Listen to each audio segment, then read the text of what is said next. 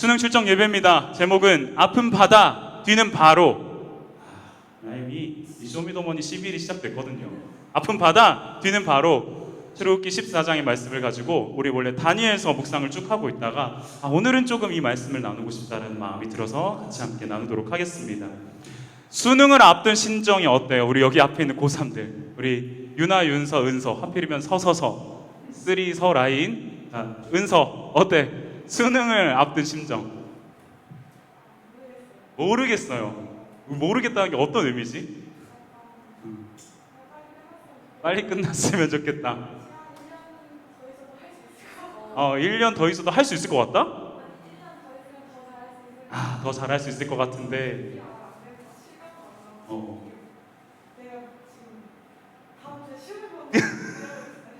지금 뭐 정말 저는 질문 짧게 했거든요. 근데 방금 보셨죠? 이게 고3들의 그 조급함과 엄청 그 다급한 마음입니다. 우리 옆에는 어때요? 윤서는? 아무렇지도 않아? 실감이 안 나. 그렇죠. 약간 이게 실감이 안 나는 경우는 두 가지가 있어요. 정말 그 생각지도 못한 때에 나의 피앙세를 만났을 때 실감이 안 나거든요. 왜 내 눈앞에 나타나 막 그런 마음인데, 또 실감이 안 날 때에는 이제 시험이 다가오고 있을 때, 눈앞에 있을 때 실감 안 나죠. 어때요, 유나는? 그냥 그러려니 아까 믿음의 고백을 올려드렸다. 좋습니다. 남자들도 물어보자. 은찬아, 심정이 어떠니? 빨리 끝났으면 좋겠어요. 왜 빨리 끝났으면 좋겠어? 놀고, 지금 수능보다 일단 그 수능 이후에 수험표를 들고 나를 할인해주는 어딘가로 무조건 찾아가서 놀고 싶은 그 마음. 좋아요. 또 고3 누가 있을까? 우수가 안 왔네? 이거, 잠깐 나간 거죠? 그렇죠. 네, 용진아. 심정이 어떠니? 수능을 앞둔 심정. 실감이 안 나죠. 지금 다 비슷한 마음이에요. 실감도 안 나고, 분명히 300일이 남았었는데 왜 4일이 됐지? 이런 생각. 잠깐 눈을 뜨니까 이렇게 됐다. 여기 있는 고1 리들도 여러분 곧 옵니다. 정말 여기 있는 고3들도 다 느꼈을 거예요. 이때는 몰랐거든요. 네, 곧 옵니다. 압박감인 것 같아요. 이 수능을 앞둔 심정이 압박감이 참 커요. 시험 앞에서 누구나 느끼는 그런 압박감이죠. 근데 보통은 적당한 긴장감을 가지고 있으면 그 긴장감은 상대적으로 효과를 낸다라고 해요. 어떤 사람들에게도 적당한 긴장감은 효능감을 높여준다라고 이야기를 하는데, 압박감이 심해버리면 그 효율이 점점 감소한다고 하죠. 이 압박감이 극대화된 상태가 어떤 상태냐면요, 패닉인 상태예요. 우리 패닉에 빠졌다라고 하잖아요. 혼란스러워졌다. 더 이상 어떻게 해야 될지 모르겠다. 심리적인 공황 상태에 오기 시작했다. 막 점점 마음이 조여오고, 밥도 잘 못 먹겠고, 밥만 먹으면 자꾸 배탈이 나고, 화장실에 자꾸 찾아가고, 그러면 또 시험 공부를 더 못하게 되니까 더 마음이 힘들고, 화장실에 앉아서도 계속 힘들어하고 괴로워하는 그런 반복되는 패닉에 빠지게 됩니다. 제가 패닉 상태에 한번 빠진 경험, 이거 말씀을 준비하면서 언제 내가 패닉에 빠졌을까를 생각해 보다가 정말 큰 사건이 한 번 있었어요. 제 인생에 있어서 너무 큰 사건이었어요. 군대를 전역하고 얼마 되지 않았는데, 저희 아버지가 지금 계시는 교회가 지하에 엄청 큰 공간이에요. 아름빛 홀보다 더 커요. 지하에 엄청 큰 공간인데, 그러다 보니 그 지하 공간이 크면 그 공간을 메우기 위한 스피커도 엄청 크잖아요. 근데 제가 전역을 하고 나서 집에서 살던 곳이 어디였냐면, 그 교회 지하방 뒤편에 붙어있는 조그마한 방이었어요. 어떻게 보면 이제 그냥 공간을 아주 간소하게 만든, 간이로 만든 곳이었죠. 근데 그 방의 특징은 뭐냐면 이런 거예요. 여기가 무대잖아요. 여기가 이제 우리 아버지 심어하시는 교회다라고 상상을 해보자고요. 그럼 여기 스피커가 엄청 큰 스피커, 약간 요 정도 되는 스피커가 있어. 근데 내 방은 스피커 뒤에 있어요. 근데 스피커가 내 방 쪽으로 돌출이 되어 있어요. 뒤쪽으로 연결이 되어 있는 거예요.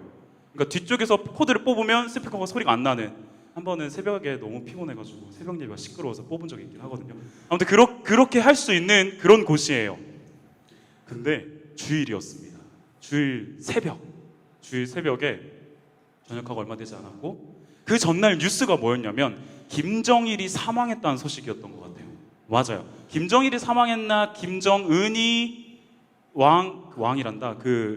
대표에 올랐나 하여튼 뭐 그런 류의 북한 관련된 류의 소식이었고, 그러면서 얘기 나왔던 게 전군이 지금 비상사태다, 전시 상태와 준한다, 약간 요런 이야기가 막 돌고 있던 시점이었어요. 뉴스가 나오고 있던 시점이었어요. 새벽에 꽝꽝꽝꽝 한 소리가 들리는 거예요. 놀랬잖아. 내가 너무 놀랬거든, 자다가. 제가 아까 얘기했듯이 교회가 지하여서 내가 있는 방도 창문이 아주 조그맣게 나와 있는데 해가 안 들어오는 그런 그냥 지하예요. 벙커라고 표현을 해요. 저는 벙커였는데 그냥 갑자기 꽝꽝꽝 소리가 나는데 너무 놀라서 잠에서 깼어요. 근데 그게 한 번만 있는 게 아니라 또다시 꽝꽝 소리가 나는 거예요. 그래서 야, 이거 뭔 일을 났다. 분명히 내가 봤던 뉴스가 있고 전시 상태에 준하고, 그리고 또 머릿속에 여러 가지 스쳐 지나가잖아요. 1950년 6월 25일이 주일이었거든요. 그래서 주일날 아침에 또다시 이 남침이죠. 북한의 남침이 시작됐구나. 큰일 났다. 부모님한테 전화를 하려고 전화기를 들었어요. 통화권 이탈. 이게 무슨 일이지? 기지국에 미사일이 떨어졌구나. 완전 진짜 여러분 경험해보지 못해서 눈을 떴는데 아무것도 보이지 않는 깜깜한 밤에 깜깜한 상태에 꽝꽝 소리가 두세 번 들리는데 그러고 나서 또 들리면은 뭐 이렇게 이 원인을 찾겠죠. 조용한 거예요. 마치 핵전쟁이 나서 모든 걸 쓸어버린 양, 진짜 그렇게 생각을 했어요. 나는 지구에서, 아니지, 이 한반도에서 어쩌면 유일하게 벙커에 있기 때문에 지금 이 핵을 피해서 맞지 않고 살아남아 있을 수도 있다. 통화권 이탈. 그래서 이거 어떡하지? 하다가 이 쫄보라 가지고 차마 위로 올라가지 못하고, 우리 부모님은 제가 지하 벙커에 있으면 부모님은 이제 옥상에 있는 옥탑방에 살고 계셨거든요. 저기는 미사일을 맞았을 거야. 오만 가지 생각들을 막 하게 되는 거예요. 기지국 박살났다. 통화가 안 된다. 인터넷을 켜도 인터넷도 안 되고 이게 지금 무슨 상황이지? 너무 당황스러웠던 거죠. 그날 새벽이요. 패닉이 찾아왔습니다. 그냥 벽이 이렇게 웃자고 시작한 건데 진짜 심각했어요. 벽이 막 이렇게 몰려오는 느낌 있잖아요. 벽이 몰려오고 정말 여러 가지 상상이 되는 거예요. 이제 나 혼자 이 땅을 어떻게 살아가지부터 시작해가지고 인류의 유일한 희망인데 내가 살아남아있는 오만 가지 그런 SF 소설 같은 생각들을 해나가면서 이거 어떡하지? 하고 있는데 갑자기 불이 띡 하고 들어오는데 내가 지하 스피커 뒷방에 있다고 했잖아요. 교회에서 불이 켜지는 거예요. 그래서 이게 뭐지? 알고 보니까 전도사님이 아침에 출근을 하셔서 스피커가 켜져 있는 줄 모르고 이게 이 기타 같은 거 이렇게 전선 라인 꼽잖아요. 그러면 우르르 꽝꽝 하거든요. 그게 스피커에 터진 소리가 뒤로 그대로 들렸던 거예요. 그거에 난 너무 패닉 상태에 빠져가지고 놀래다가 나중에 그 사실을 알게 되어서 혼자서 굉장히 부끄러웠다. 지금도 이 얘기를 하는 내가 너무 민망스럽다라고 하는, 저는 좀 약간 우스갯소리와 이렇게 우스갯 얘기와 함께 겹쳐서 이런 패닉을 얘기를 했지만, 근데 그때 심리 상태는 정말 힘들었거든요. 이거 어떻게, 거의 한 30분을 혼란스러웠던 것 같아요. 나가야 돼? 말아야 돼? 또 그때도 이제 군대 전역했던 거니까 배운 게 있어서 나가면 낙진의 위험이 있거든요. 함부로, 핵전쟁에서는 함부로 나가면 안 됩니다. 낙진의 위험이 있어서 그런 거 막 이렇게 피해야 되니까 되게 혼란스러웠는데, 알고 보니 불 켜지고 전사님이 마이크 테스트 하나 둘 셋, 스피커 소리였구나. 그때 알게 됐죠. 저는 그런 상황이었지만 홍해 앞에서의 이스라엘 백성들, 오늘 우리 말씀 봤잖아요. 홍해 앞에서의 이스라엘 백성들은 어땠을까요? 만약에 홍해 앞에만 있었다면, 홍해가 자신들의 앞에만 있고 뒤에서의 어떤 쫓아오는 그런 바로나 이런 군단이 없었다면 제 추측으로 방법을 고안했을 거예요. 그 자리에서. 자, 이제 어떻게 할까? 앞에 바다가 가로막고 있어. 배를 만들어서 건너갈까? 아니면 좀 돌아서 갈까? 그들은 그 자리에서 방법을 고안하지 않았을까요? 그런데 심각하게 문제가 되는 건 뒤에서는 이스라엘 바로 군단이, 병거 군단이, 마차가 어마무시한 속도를 내면서 달려오고 있었다는 사실이에요. 먼지 구름이 엄청나게 나고 있어요. 뒤를 보니까. 근데 앞을 보니 바다야. 배를 만들고 자시고 할 지금 시간이 없어. 그런 상황이 안 돼. 돌아갈 수도 없어. 지금 나온 사람들이 장정만 해도 60만 되게 많다고 하는데 어떻게 나와요? 어떻게 움직여요? 불가능하죠. 맞서 싸울까? 그러기에는 이들은 훈련된 병사들이 아니에요. 그냥 정말 종들로만 있다가, 노예로만 있다가 하나님 나오라 해서 나온 사람들이잖아요. 큰일 난 거죠. 패닉 상태에 빠진 거죠. 방법이 없어요. 그러니 백성들이 이렇게 얘기를 하는 겁니다. 바로가 다가오고 있었죠. 이스라엘 자손이 고개 들어보니 이집트 사람들이 그들을 추격해오고 모래바람을 일으키고 있으니까 두려워하며 주님께 부르짖어요. 부르짖다 보니 원래 사람들은 그렇거든요. 불평과 불만이 생기면 책임 전가할 대상을 찾습니다. 나한테 이렇게 한 사람 너 때문이야가 돼버려요. 자기가 지금 처한 상황에 대해서. 그러면서 이제 모세를 원망하며 말하죠. 이 말도 참 극단적이에요. 내가 그 핵전쟁을 생각했던 것처럼. 이집트에 몇 자리가 없어서 우리 지금 이곳을 끌어낸 거냐고. 여기서 다 죽게 만들려고.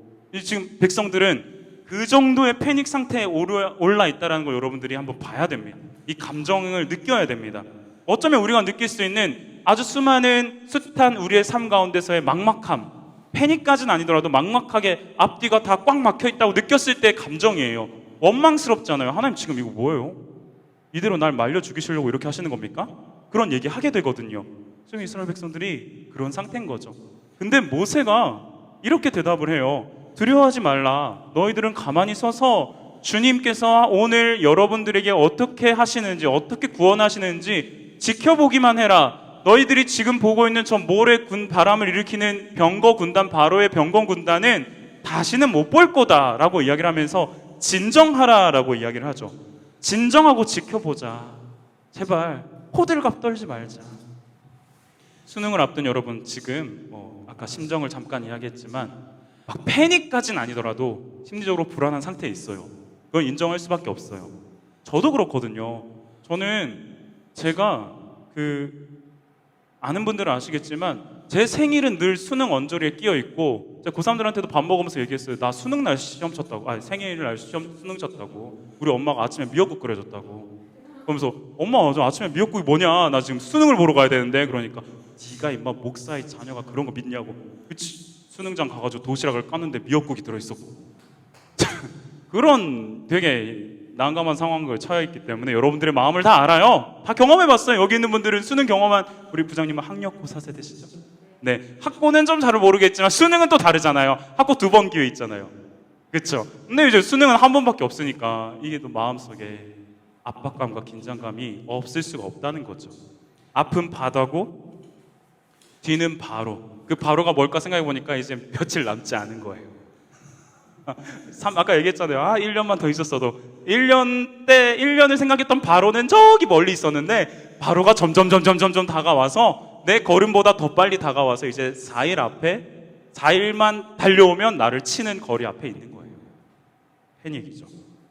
그런데 이렇게 앞은 바다, 뒤는 바로인 이런 절체절명의 상황에서 제가 눈여겨보는 오늘 말씀에 2가지 장면이 있었어요. 요거 2가지만 같이 간단하게 나누고 말씀을 맺고자 합니다. 말씀 처음은요, 출애굽기 14장 15절에 이렇게 기록되어 있어요. 우리 한 목소리로 함께, 조금 졸리니까 목소리 내서 한번 같이 읽어봅시다. 주님께서 시작!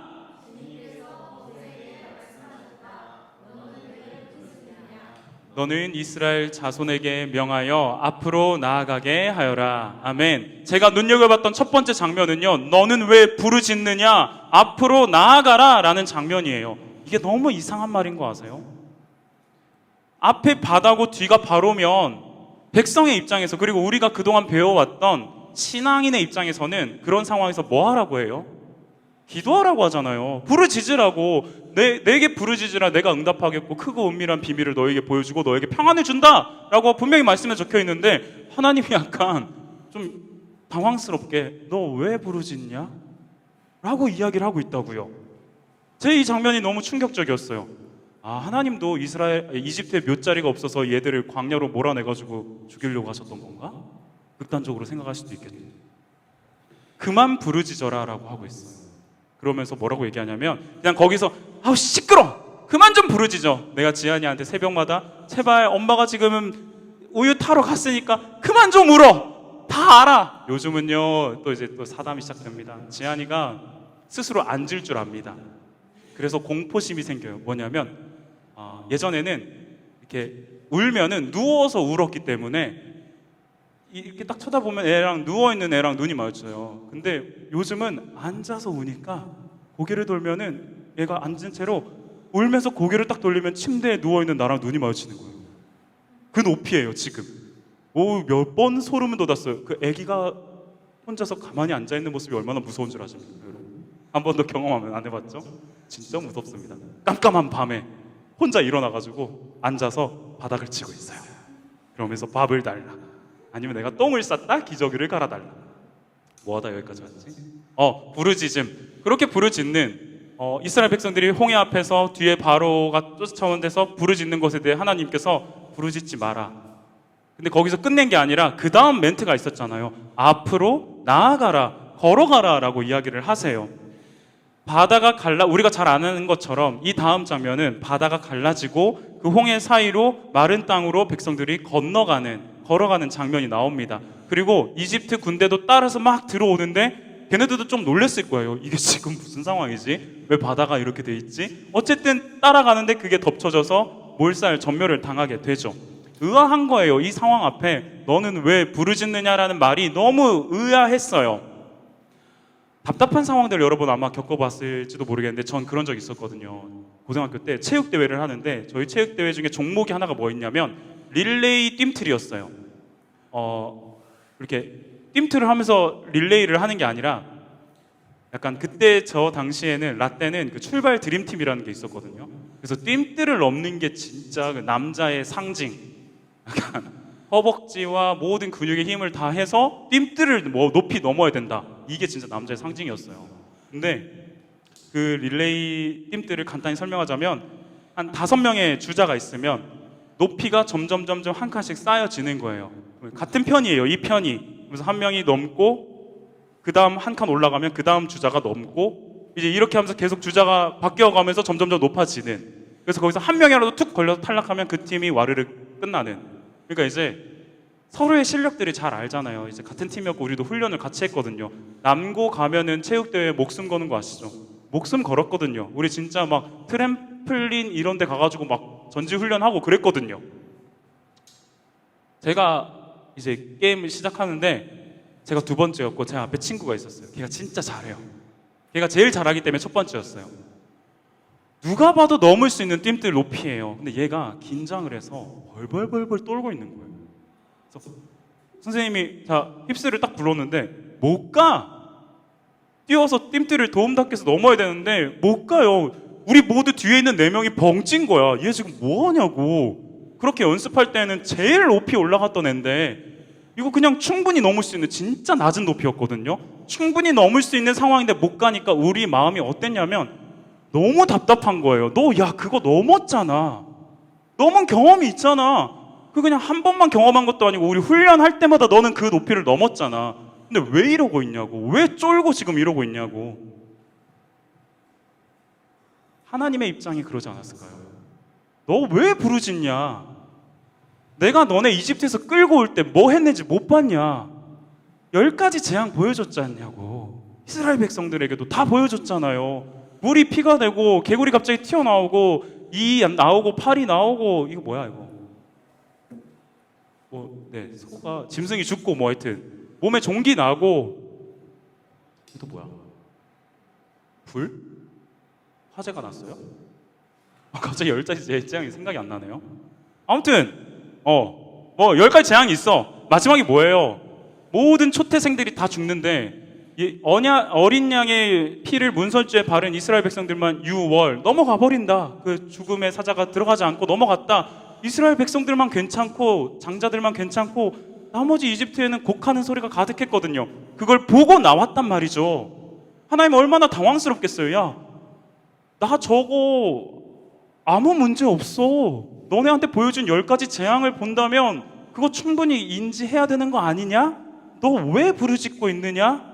라고 하는 그림으로 우리가 생각해 볼 수 있지 않을까 싶어요. 하나님께서는 하나하나 10가지 재앙 속에 상식적으로 우리의 상식으로는 불가능한 일들을 보여주셨다라는 거죠. 이스라엘 백성들한테 이미 그걸 가능하게 하신 분이 하나님이었고 그냥 400년 동안 종살이 하고 있던 사람들을 느닷없이 내 백성이니 내가 데리고 가겠다라고 하면서 출애굽에서 그 10가지 재앙으로 끄집어내신 분이 하나님이고 그 첫 번째 단계 앞에 서 있는데 홍해 앞 그리고 뒤에는 바다와 바로 사이에서 두려워 떨고 있어서 어떻게 할 줄 모르는 백성들을 향해 너 왜 부르짖고 있냐? 걸어가라 라고 말씀하고 계신다는 거죠. 앞으로 나아가라고 해요. 내가 너네 뒤에서 바로를 막 쫓아오게 해가지고 진짜 여기서 그냥 이집트에 몇 자리가 없어서 죽게 하려고 여기로 끌고 왔겠냐? 아니다. 제발 좀 걸어가라. 바다 앞으로 걸어가라. 나 믿고서 좀 걸어가라 라고 하는 게 하나님이 오늘 우리에게 하시는 너는 왜 부르짖고 있느냐? 앞으로 걸어가라의 말씀이에요. 그런데 그렇게 해도 되는 근거가 있더라고요. 앞에 10가지 재앙도 그렇지만 17절 18절 말씀에 이렇게 이야기를 해요. 하나님께서 하나님의 말이에요. 잘 들어보세요.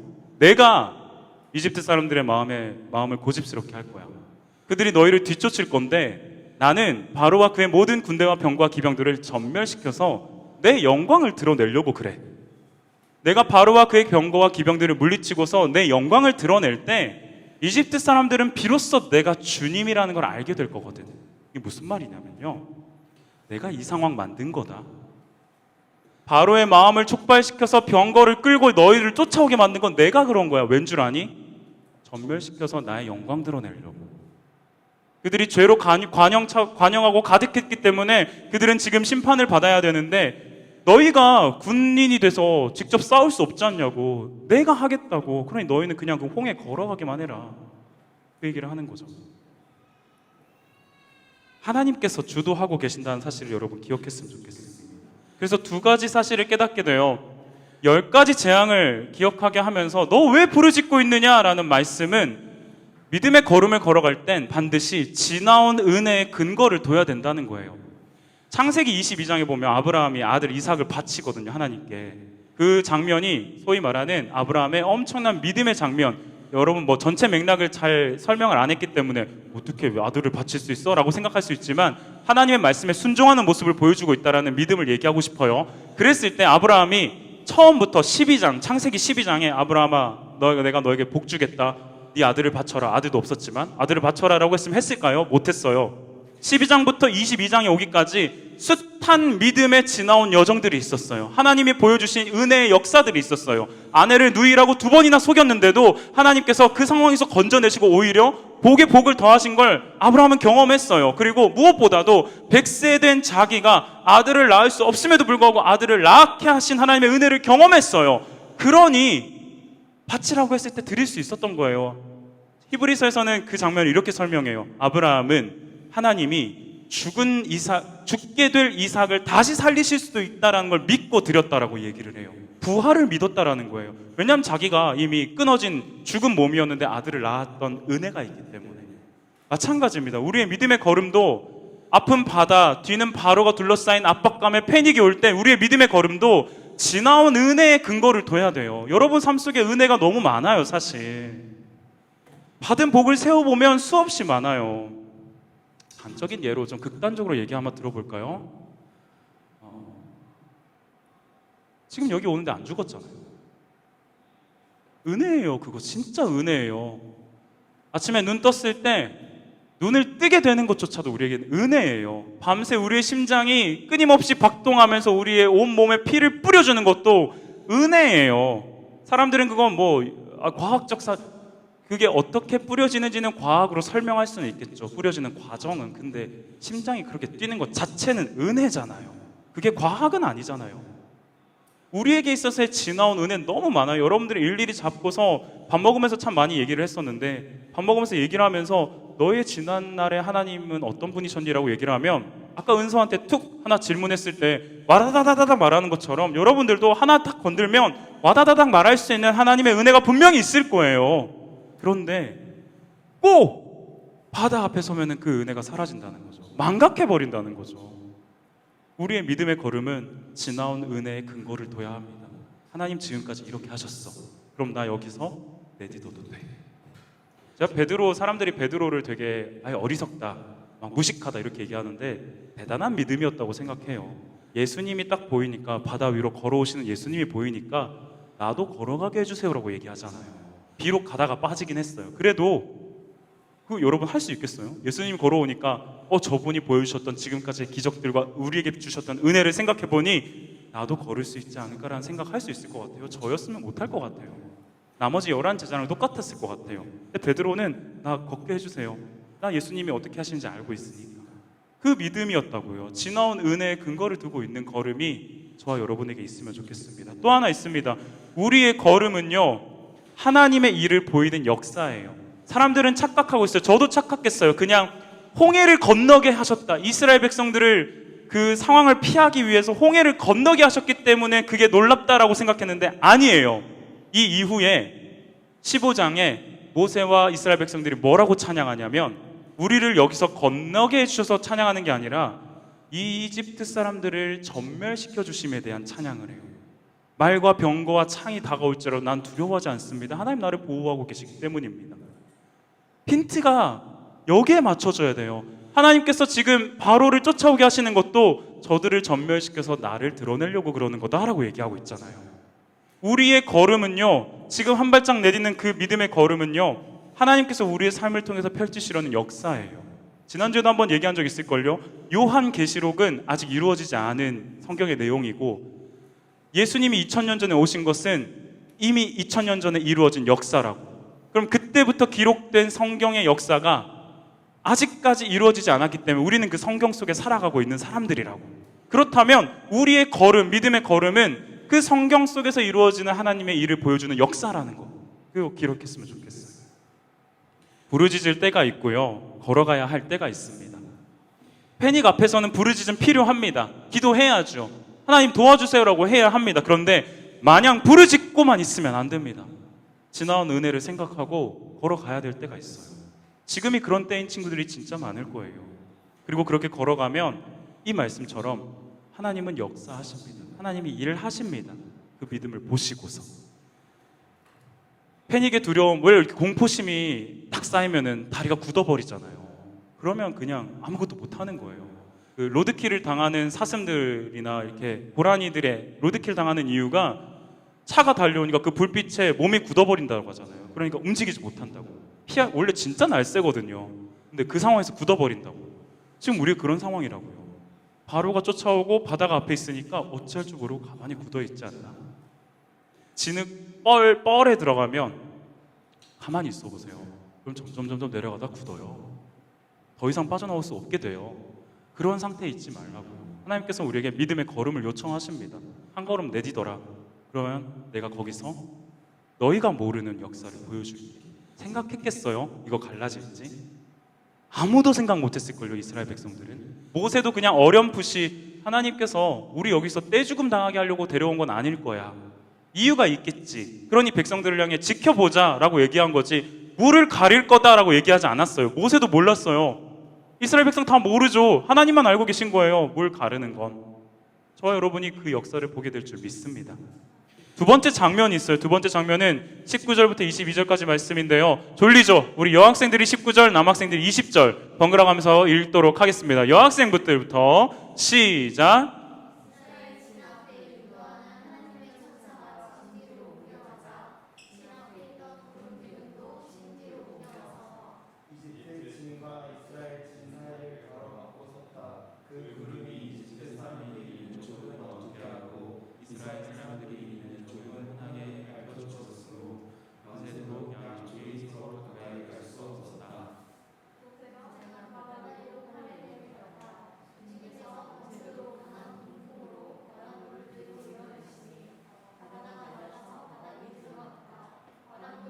같이 읽습니다. 이스라엘 자손은 바다 한가운데로 마른 땅을 밟으며 지나갔다. 물이 좌우에서 그들을 가리는 벽이 되었다. 아멘. 그 다음으로 같이 보게 되는 장면인데요. 19절부터 22절까지 무려 4구절에 걸쳐서 나오는 장면입니다. 어떻게 홍해가 갈라지게 되었는지를 보여주고 있어요. 걸어가도록 요청하신 하나님이 먼저 움직이시는 거 보이세요? 이 되게 독특한 장면이에요. 너희들을 보고 야 일어나 걸어가 라고 했지만 이스라엘 진 앞을 인도했던 하나님의 천사가 진 뒤로 가고요. 그걸 따라서 앞에 있던 구름 기둥도 뒤로 가요. 구름 기둥이 있었다라는 건 낮이었단 얘기죠. 낮에는 구름 기둥, 밤에는 불 기둥으로 그들을 인도했기 때문에 낮에 이렇게 구름 기둥도 뒤로 가고 하나님의 천사도 뒤로 가면서 이집트 진과 이스라엘 진 사이를 가로막게 됐어요. 당장이라도 뛰어올 수 있는 병거들이었는데 못 오는 거예요. 혼란스러워진 거죠. 구름 기둥과 천사가 막고 있다라는 그 그림으로 인해서, 그 상황으로 인해서. 그러면서 그 구름이 이집트 있는 사람 쪽은 어둡게 하고 이스라엘 사람 있는 쪽은 환하게 밝혀줘요. 밤새도록 양쪽이 갈 수 없었어요. 일단 기억하세요. 밤새도록 양쪽이 갈 수 없었어요. 모세가 바다 위로 팔을 내밉니다. 팔을 딱 내밀고서 기도하니까 주님께서 밤새도록 강한 동풍을 불러일으키셔서 바닷물을 뒤로 밀어내세요. 그러더니 바다 가운데가 말라서 바닥이 드러나고 그 갈라진 바다 가운데로 마른 땅을 밟으며 지나가요. 그 사이에 물은 동풍으로 인해 벽이 되어서 쌓여져 있어요. 뭐 얘기하고 싶냐면요, 굉장히 디테일하다는 거예요. 첫 번째는 하나님이 스스로 먼저 일하고 계신다는 거고, 또 하나는 디테일이에요. 제가 오해했던 게 뭐였냐면, 이 말씀을 준비하기 전까지 솔직히 말씀드리면 오해했습니다. 모세가 하나님께서 너는 왜 부르짖느냐, 앞으로 걸어가라 했을 때 지팡이 딱 들고, 자, 나 보라. 내가 이제 한다. 잘 봐. 한 번밖에 안 보여줄 거야. 2번밖에 기회는 없어. 니네 앞으로 살면서 홍해 건너는 거 아무도 못 본다. 잘 봐라. 빡! 하니까 쫙! 이렇게 갈라졌을 거라고 생각했어요. 진짜. 제가 되게 성경 지식이 되게 무식하거든요. 빡! 내리치니까 왜 우리 그 영화 같은 거 보면은 와자자자자장 하면서 이렇게 쫙 갈라지는 그런 느낌 있잖아요. 나 그거라고 생각했거든요. 아니었어요. 이스라엘 앞을 이끄는 천사 뒤로 가고 구름 기둥 뒤로 가서 밤새도록 그들을 이어가지 못하게 만든 다음에 밤새도록 강한 동풍이 불어서 그 바다를 계속 말리고 있다는 거. 되게 좀 충격적인 장면이었거든요. 시간이 엄청 오래 걸렸어요. 밤새도록이었어요. 밤새도록. 우리 그런 패닉 상태에 빠지면 조급해지잖아요. 아까도 우리 다 얘기했잖아요. 심정이 어떠냐 그러니까 빨리 끝났으면 좋겠어요. 아무 생각이 없어요. 그만하고 싶어요. 사람들은 그런 상황에 빠지면, 아픈 바다 뒤른 바로인 상태에 빠지면 조급해서 어찌할 줄 모르는데, 하나님은 그 자리에서 즉시에 하나님 그렇게 못할까요? 빡 하면 쫙쫙 할 수 있는 분 아닐까요? 나는 할 수 있다고 생각해요. 그런데 우리에게 보여주는 시사점과 이스라엘 백성들에게 보여주는 시사점이 있다 생각해요. 구름 기둥 뒤로 보내고 하나님 진 천사 뒤로 보내서 여기 맞게 한 다음에 기다려라. 밤새도록 바람 불어 일으키는 거예요. 밤새도록 백성들이 뭐 했겠어요? 그거 보고 있었겠죠. 야, 저게 말이 돼? 여러분, 이런 패닉 상태 앞에서, 이런 환란이 가득한 당황스러운 상황 앞에서 조급해하지 말라는 말씀이에요. 이거 정말 밤새도록 하나님께서 일하신다고요. 서서히, 천천히, 그런데 확실히. 뒤를 일단 막아줬다니까요. 뒤에 막 계속 달려오고 있는데 밤새도록 그러고 있었으면 좀 짜증났을 것 같아, 하나님한테. 뭐 하시는 거예요? 계속 오고 있잖아요. 근데 시작부터 하나님은 이미 막고 시작하시는 거죠. 그리고 앞에만 봐, 내가 말려줄게. 우리 하나님 진짜 멋있는 분이에요.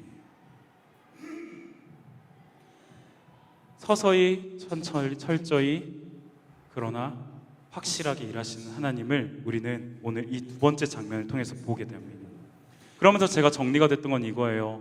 하나님의 시간은 우리의 시간과 다르구나. 나는 빨리 해결됐으면 좋겠는데 하나님의 시간은 그렇지 않은 때가 있어요. 난 지금 너무 조급한데 하나님의 시간은 지금은 아니야. 조금만 더 기다려. 내가 하는 일을 지켜봐 라고 하시는 그런 시간의 차이가 있을 수 있어요. 또 하나요. 하나님의 일하심은 시간의 차이가 있다 한들 확실해요. 그 차이가 우리에게 가장 선하거든요. 가장 좋은 길이거든요. 그 사실 여러분 믿었으면 좋겠어요. 그래서 더디 느껴지더라도 조급해하지 마세요. 앞으로 여러분들이 겪고 있는 수능의 문제뿐만 아니라 이 산 넘어가면 수없이 또 다른 높은 산들과 거친 들이 있을 텐데 그 앞에서 조급해하지 마세요. 그럴 이유가 없어요. 하나님은 하세요. 하나님의 시간과 나의 시간이 조금 다를 뿐이죠. 그 시간을 맞추는 게 하나님을 바라보는 시간이에요. 하나님 도와주세요. 그랬을 때 동풍을 불어서 바다를 말리시는 걸 여러분 보게 될 줄 믿습니다. 하나님의 손에 붙들린 인생은 기어코 쓰임을 받더라고요.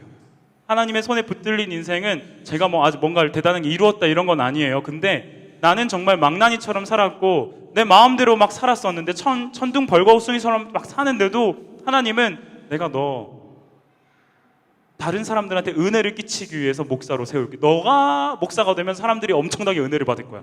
네 같은 것도? 라고 하는 애기 때문에 사람들이 그걸로 은혜를 느끼, 하나님의 살아계심을 누릴 수 있어. 그렇게 끌고 가시는 걸 저는 경험을 하게 되더라고요. 여러분도 마찬가지일 거예요. 여기 있는 모든 사람들. 그리고 부장님도 이건 좀 우리만의 이야기이긴 하지만 지난주 카톡창에 부장님이 너무 힘드셨을 때 상황을 얘기해 주셨어요. 섬김이들한테 얘기를 하면서 정말 자기 본인께서 힘드셨을 때 불렀던 찬양이 있다. 주의 사랑을, 주의 선하심을, 주의 은혜를 생각해보라. 이 말이잖아요. 지나온 은혜를 생각해보면 믿음의 걸음을 또 다시 걸어갈 수 있거든요. 그래서 하나님께서는 지금도 부장님과 부장님의 가정을 지금까지 이끌어오고 계시거든요. 그게 우리 모두가 경험하는 간증이고 이것이 나의 간증이요 이것이 나의 찬송이에요. 우리 고3 친구들, 고1, 2 친구들 앞으로 다가오는 수능뿐만 아니라 여러분들 앞에 펼쳐져 있는 숱한 문제들, 아픔 바다, 뒤는 바로인 상황 앞에서 조급해하지 말고 두려워하지 말고 부르짖는 거 잠깐 멈추고 걸어갑시다. 은혜를 생각하면서. 마지막으로 이 말씀만 하나만 나누고 싶습니다. 고린도후서 4장 8절 9절 말씀인데요. 제가 정말 낙심 가운데 있을 때 늘 기도하고 고백하는 구절입니다. 우리는 사방으로 죄어들어도 우겨쌈을 당하여도 움츠러들지 않고요. 답답한 일을 당해도 낙심하지 않고요. 박해를 당해도 버림받지 않고요. 거꾸러뜨림을 당해도 망하지 않습니다. 왜요? 하나님 손에 있는 인생은 결코 망하지 않습니다. 예수가 우리의 모든 것이 되는 인생은 결코 망하지 않습니다. 그 믿음의 걸음을 걸을 땐 망하지 않습니다. 지금 여러분 스스로 생각하기에 예수보다 더 귀한 것 있고 예수보다 더 중요한 것 있다라고 생각하고 살아가면 그 어줍잖게 세상과 예수의 발을 동시에 두고 살아가고 걸어가려고 애써보세요. 노력해보세요. 실패합니다. 그 상황은 실패할 수밖에 없어요. 우리는 그걸 두 개를 병행할 수 없는 사람이거든요. 우리가 예수를 향해서 발을 옮길 때 하나님 손에 붙들린 인생은 망하지 않습니다. 다시 한번요. 사방으로 죄어들어도 움츠러들지 않고요. 답답한 일을 당해도 낙심하지 않고요. 박해당해도 버림받지 않고요. 거꾸림 당해도 결코 망하지 않습니다. 여러분들을 위해서 영상 하나를